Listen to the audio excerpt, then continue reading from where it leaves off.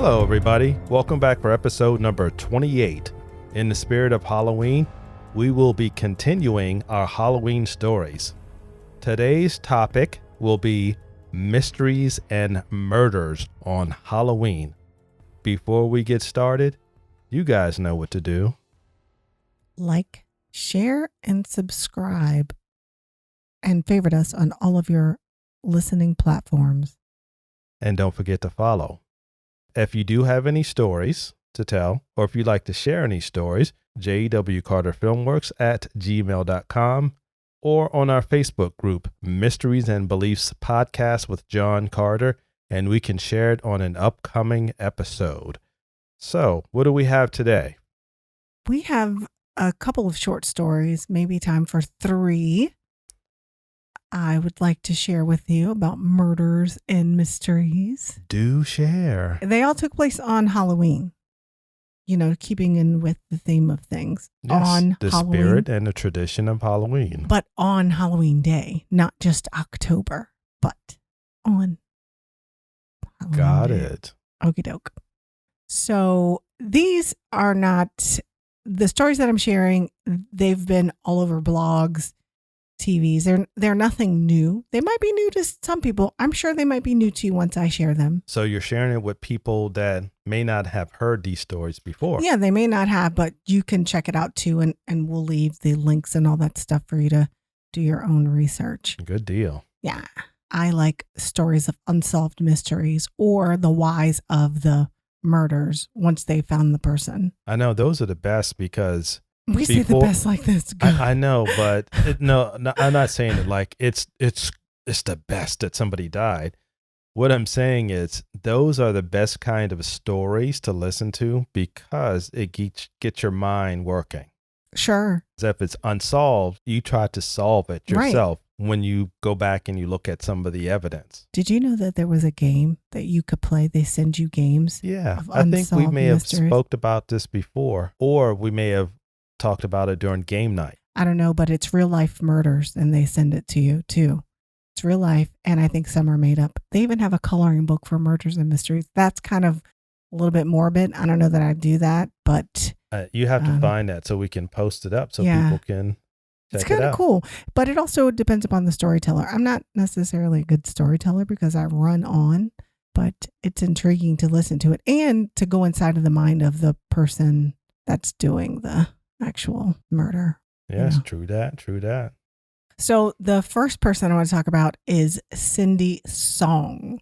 Her real name is, and I hope I'm not butchering it, it's Hyun Jung Song. She is actually I believe she's from Korea, but she went to Pennsylvania State College. So it starts in Pennsylvania, Halloween night, 1995. Oh yeah, she is actually from South Korea. I'm sorry. She moved to Virginia when she went to high school, and she graduated high school and went to Pennsylvania State. And let me back up.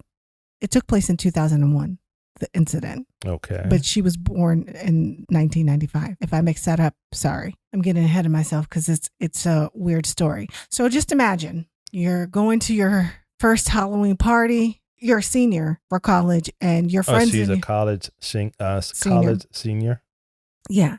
And her and her friends go to a costume party. She was a bunny rabbit. And it was at a players nightclub. It was with a couple of her friends. So it was at a strip club? So here's the thing. I don't know if it's like the movie Players Club, but it was. Well, but they do these parties, players balls. Right. But not like the real pimp. Sure. Players ball. But on Halloween, people have those. So maybe it was something like that. They do have actual player balls. Like I said. But this one was a play on it. Yeah, maybe. Yeah, just like I said, they do real players balls with pimps. But Sure. a lot of college kids for parties, they will have a players ball. But it's not like the real pimps. It's just, like you said, it's a play on it. Right. So they were just on a partying binge. They actually partied, her and her 2 friends, until 2 a.m. the next morning. And then where they finish? Nope. They went to a friend's house to play video games.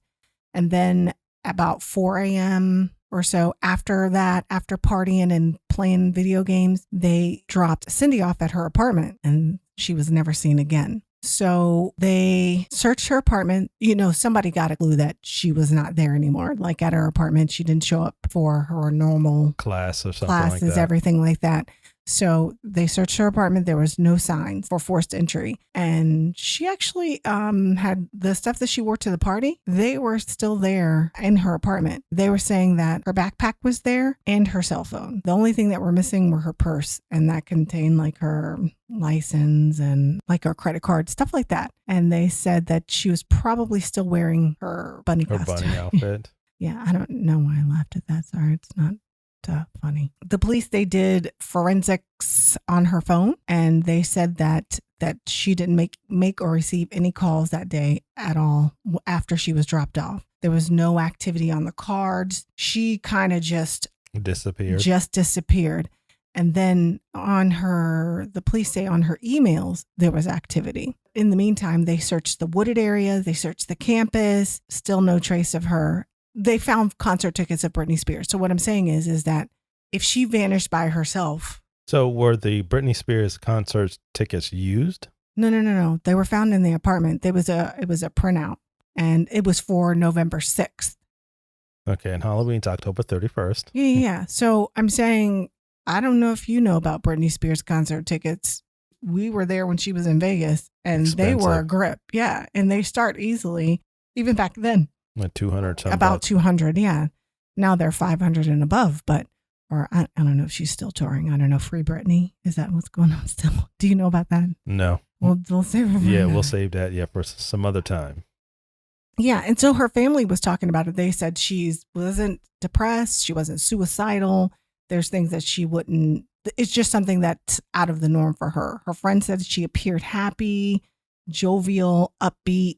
Everybody says that. The police say, oh, she probably disappeared going to a grocery store and was abducted along the way. That wasn't proven. That they don't really know. Wouldn't you imagine in 2001, though, that you would have like cameras or something at a 24-hour supermarket? They've always had cameras. I mean, 2001, way before then, they have cameras at stores. Yeah, I just find that odd. They didn't find her at a store? They didn't find any evidence? I didn't see anything. Well, then she must not have gone to a store. That's what I said. You would imagine that they would have some footage from the supermarket. Yeah. And it's 24 hours. Who wouldn't have a camera? Yeah. 2001, people had cameras. That's just odd to me. There was a possible suspect. It was an unidentified man. A witness said a man trying to force a woman into a car, and she was crying and pleading and screaming. And he told the witness, leave, basically, get away from here. But did he witness it being an Asian woman? Yeah, she said that it was a woman matching Cindy's description, is what they said. So, and this was in Philadelphia's Chinatown. That was at least 200 miles away from her apartment. And so he was only wanted for questioning. He was never identified. I would say early 2000s, maybe a couple of years after, the police were connecting her to a bank robber and suspected serial killer. His name was Hugo Selinski. A co-defendant of Selinski's told police that he had an accomplice, Mike Kurkowski, and that he abducted and killed a woman from State College that matched her description. That informant took the police, or they went to his house and snitched. Saw 5 bodies on dude's property. Yep. And they said that they did DNA tests. None of them matched hers. They said that she was buried on another part of the property. This dude is just putting bodies upon bodies on this property. Bury bodies on your own property? I don't know. That's a good question. Yeah, that's strange. Well, that's actually not strange, because if you listen to a lot of the murder mysteries I listen to, they always put them in their backyard. In the backyard or in the basement, under the floor. Oh my gosh, you should see the one about this guy that had him in a ditch. He put a ditch in his basement and put women inside. That's another story for another time. Yeah, in his own house, and he was part of a cult. That's again another story for another day. He was a little touched. So Selinski confessed to the kidnapping, but he said that Kurkowski killed her and kept her bunny ears as a souvenir. Yes, and in 2005 or 6, Selinski was acquitted for 2 of the murders. They found like a total of 7 bodies, up to 7 bodies on the property. He was acquitted of 2 murders, and they were drug dealers that were found on his property. About 2014, the police said that there were badly destroyed bodies of at least 7 other people were found on Selinsky's property. So I guess it'd be a total of 9 then. Hold on, you said... I said about 7. Okay. Yeah, so I guess this is 9 bodies 9 that total. were, sorry. And they announced that Selinsky's attorney and a private investigator were involved in witness intimidation and other crimes relating to his case. I think about 2015, he was convicted of the murders of Kurkowski and his girlfriend, Tammy Fassett, who were all found on this dude's property. So he killed his own partner. Yeah, he was just killing people. He was hardcore. So he was sentenced to life in prison, and he's still considered a suspect in the case, but her body has never been found. Selinsky is an associate of Steve Martin, who is also a suspect of disappearance of another person by the name of Felicia Thomas. Not the comedian Steve Martin, right? Put that out there. Yeah, not Steve Martin, the comedian. And a murder of Jennifer Barzlowski. They don't believe that the cases are connected. Maybe it's just by happenstance. So that was one. It's still unsolved, but they have whole blogs, pages, facts about this girl, Cindy, because it's such a mystery. So during any of the interviews, did they talk to any of her family? They did. They said this was, of course, all family members are going to say this is not like her. They're not like her, like right. you said. But I mean, she's from Korea. But did anyone speak to any of the family members in Korea? Oh, no, none of my. Yeah, because what if she just decided she was tired of the United States and went back to Korea? I can't imagine that. If you look at her picture and see how really jovial she was and how that could be a facade. Yeah, it could be. I mean, they even have Sitcom Daily. They have stories about this girl because they absolutely do not believe that she's one of these people that would go off and disappear just randomly. You know, sometimes they kidnap these girls, just like those girls. I think it was like 3 or 4 of them they found in this guy's house, and for like 10 years. Yeah. She could be still in somebody's house. She honestly, she could be. I mean, that's insane. I can't believe it. And she's such a cutie pie. Not to say that if you're not a cutie pie, you can't get kidnapped, but I just can't even imagine. You came from another country.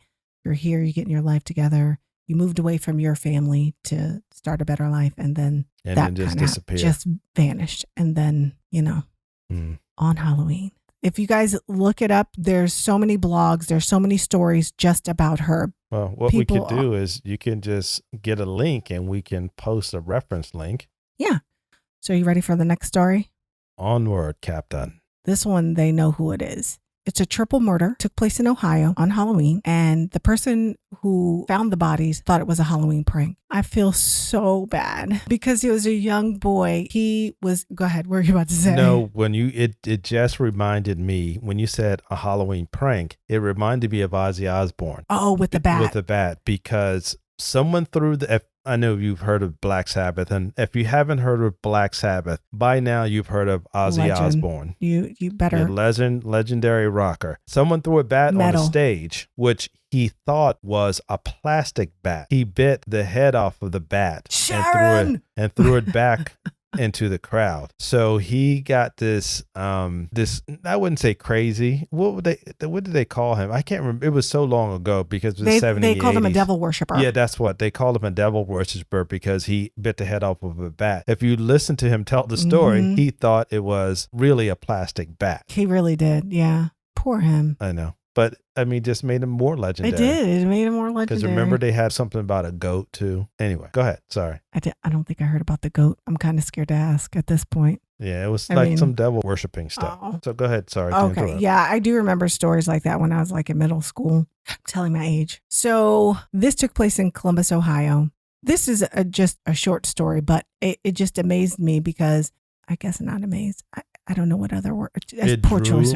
Yeah, because you got drawn to the story. Just imagine, you're 16 years old, you go to church, you're having a great day, you catching the word, you come home only to find that your whole family is dead. He found the bodies of his brother, his mother, and his stepfather. His name was Devin, or maybe Devon. I'll say Devin. They were discovered slain in the house. And he told the dispatcher when he called, he said it looked like a joke from a Halloween party. He said that when he discovered that it wasn't, he ran outside and called his aunt, and then the aunt called 911. They arrested his brother, William Lisk, 24-year-old son of also named William Lisk, like 100+ miles away from their town. He had a history of mental illness and schizophrenia. Hold on. Yeah. I think I may have heard that. Didn't he shoot them? They had this guy, you know what? You might have heard of another one. The one that I was listening to where it was another story similar to it. He did kill everybody, but actually. This happened to be on Halloween, you said? Yeah, this actually was in 2004, if I didn't mention that. The Blade newspaper in Toledo reported that back in 2004, the younger Lisk was charged with assault and robbery and accused of hitting his stepmother with a coffee cup and taking her car keys. He pleaded not guilty for a reason of insanity, and the charges were dropped, probably because they want to give their son a chance. You know, he's going through something, and you know, he's a good kid. He really is a good kid. Let's give him a chance. Probably something like that. He's only been charged in his father's murder, which this is probably why I was more interested in it, because if you found 3 people, oh, by the way, they all had blunt force trauma to their heads. So if you found 3 people with blunt force trauma, he's being charged only for killing his father. For one single person. And the prosecutor says, nah, that joint was premeditated. Maybe was it like a plea bargain and they just gave him one charge? Yeah, well, maybe. The potential witness spotted some aspects of the crime, but did not witness the actual killings. So maybe that's why. But it wasn't clear whether it was a gunshot or a blunt object that killed the father. So maybe that's why he's being charged. Only for the father. Only for the father. Isn't that crazy?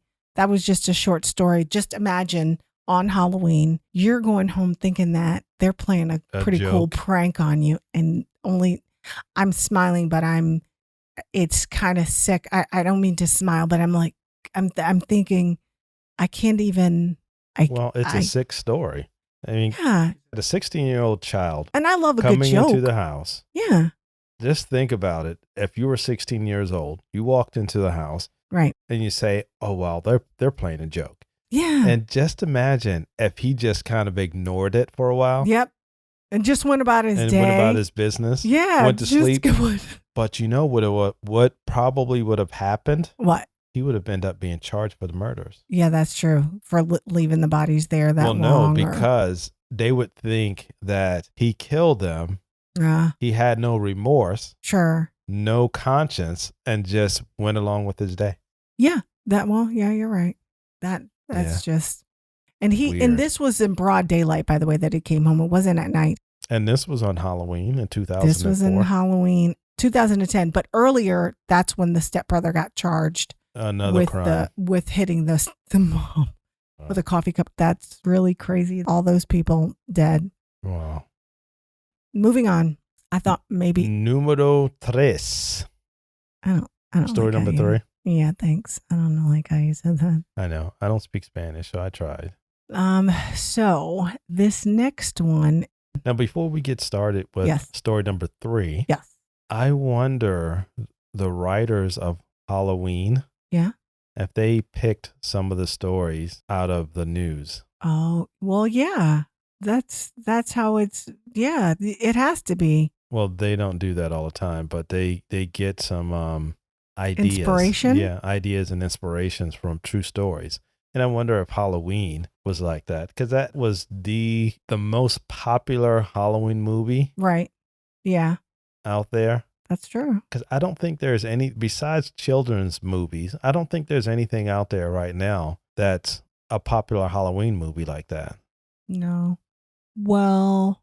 Not just a scary movie, but a Halloween movie.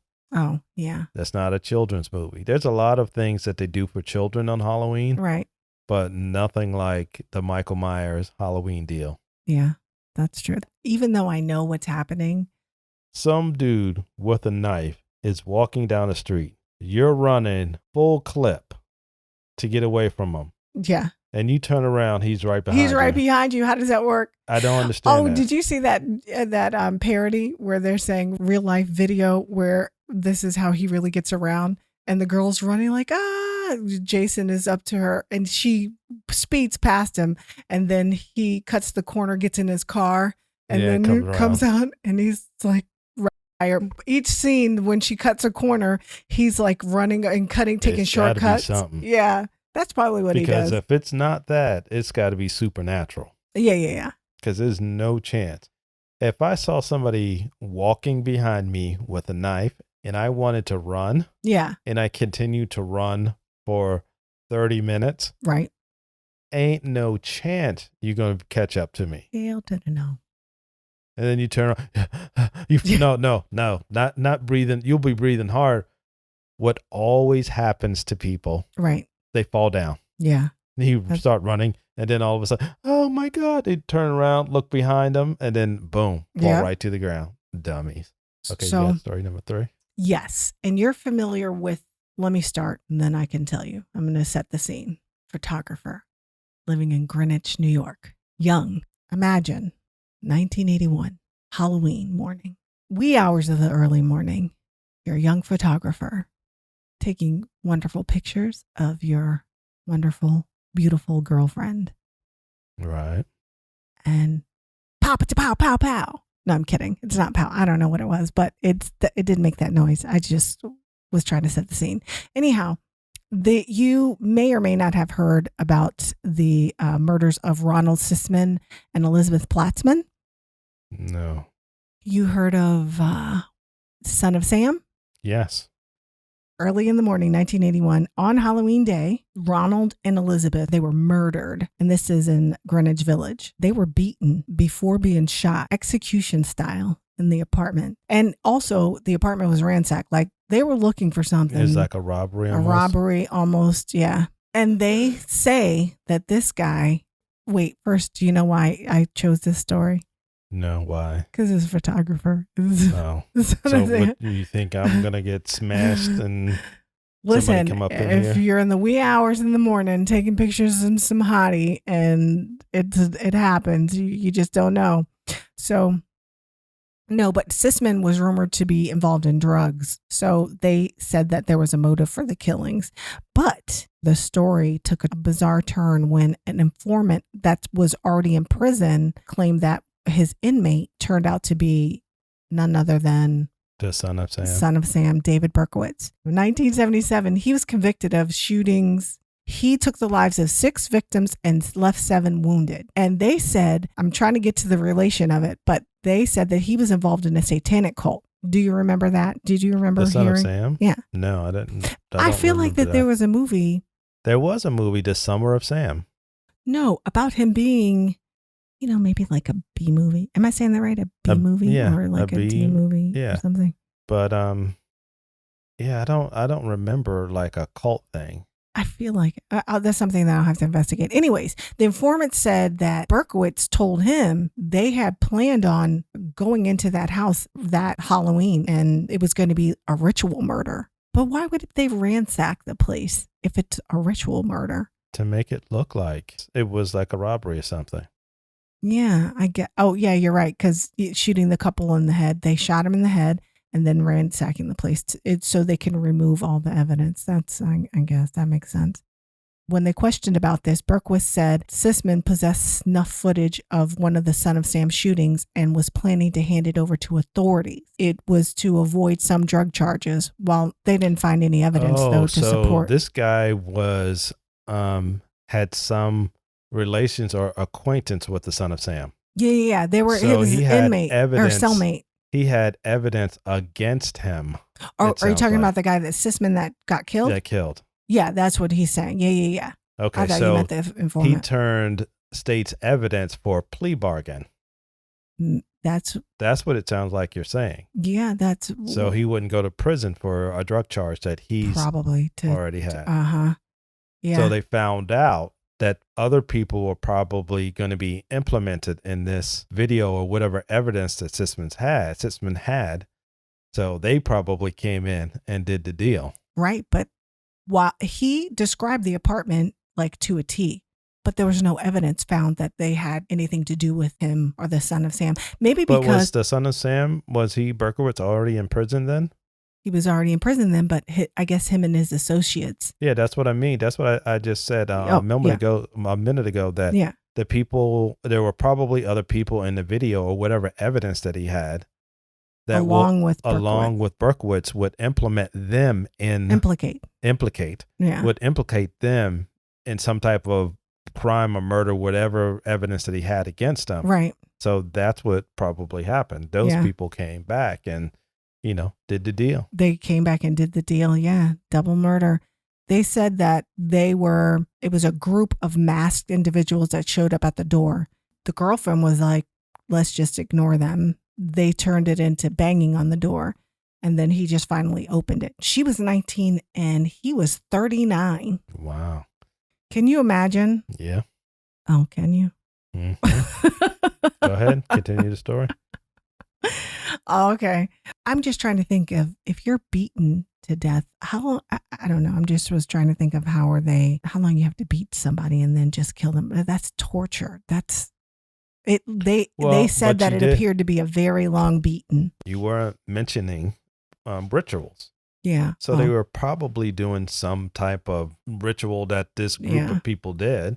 And then afterwards, to make it look like a robbery, they ransacked the joint. That's why they say it was people that they knew, because it was no forced entry as well. There was a what do you call it? 25 caliber. Am I saying that right? 25 caliber. 22 caliber. It's 22. I don't know, but it was a registered in Sisman's name. 45 caliber.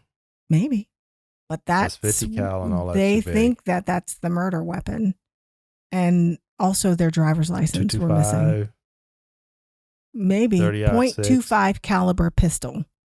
Okay. But nothing was ever proved, like whether he was a drug dealer or involved in drugs, even the son of Sam things, but he accurately described the apartment. And what coincidental is it that an inmate says, yo, Berkowitz told me that they had planned this already. I guess because it was ransacked, they can't prove it. No. Yeah, there's no way that they could have. But the drug angle for Sisman, that came about because of Melanie Haller. She was an actress and she worked with Sisman before. And she said that he tried to force her to take drugs. And she said, no, hell no. And he became belligerent and I guess he became aggressive towards her. And she filed a case on him. And it was later dropped when she declined to cooperate with the investigators. But they still believe that he was involved with drugs as far as owing dealers money. So it's an interesting case. It's just, I find it interesting that the inmate, go ahead. So nobody was ever charged with it. This was another murder mystery. It was another murder mystery. Except for Berkowitz knew of the apartment. Berkowitz knew the apartment, his cellmate that said that. And why would this be a mystery unless all of the people that showed up to that apartment had masks on? Somebody should have seen at least one of them. You would imagine that. That's why they said they know him. Because if you said they were banging on the door, anybody at any place, just imagine in New York. Yeah. You've been to New York. I've been to New York. People aren't very friendly at times in New York. And if you're banging on the door, someone says, hey, cut that shit out. Yeah. Yeah. So nobody's seen anything and how busy New York is. Yeah, that's true. I couldn't see him banging on the door. Maybe they rang it. Wouldn't the neighbors say? Yeah, that's what I'm saying. I mean, especially wee hours something. of the morning. They said it was a cult, though. I mean, one theory is that it was a cult that killed him. I said that earlier, but it was a different cult, like that hired him to take video of this footage and that he wasn't happy with it. And so they came back to do it. Oh, you know what? It just reminds me because a lot of cults do that. They do their satanic rituals and they videotape it. And maybe back in, you said, what year was this 81. one again? In 1981, there wasn't digital stuff that you could record. Yeah. You had to have a camera, a real video, real tape camera in order to record. So they may have gotten this guy because he was probably associated with someone, like you said, the son of Sam. Yeah. Berkowitz. Right. So let's get him to record it because he probably did have video cameras already. Yeah. So that may be the evidence that they were looking for is the video camera. So they may have taken, when they ransacked the house, they may have taken all the video and the camera itself. Yep. And that would also, it would cover Son of Sam, and it would not out the cult itself. They wouldn't bring it all to light. So yeah, that would make sense. If Berkowitz was a part of that too. But to this day, it has not been solved. Wow. That's all. Thank you for letting me share my story, honey. Well, thank you for the Halloween stories, the mysteries and murders on Halloween. If you guys enjoyed it, just let us know. If you guys have your own Halloween mystery stories. Don't be too hard on me, because I'm not a very good storyteller. That's okay. I mean, everybody knows out here, this is a new podcast and we're learning and growing and getting better as we go. Sure. So as we go, it will get better. Sure. On that note, if you guys have any stories of your own, please send it to us at jwcarterfilmworks@gmail.com. Drop it in the Facebook group Mysteries and Beliefs Podcast with John Carter. Until next time. Bye. Peace.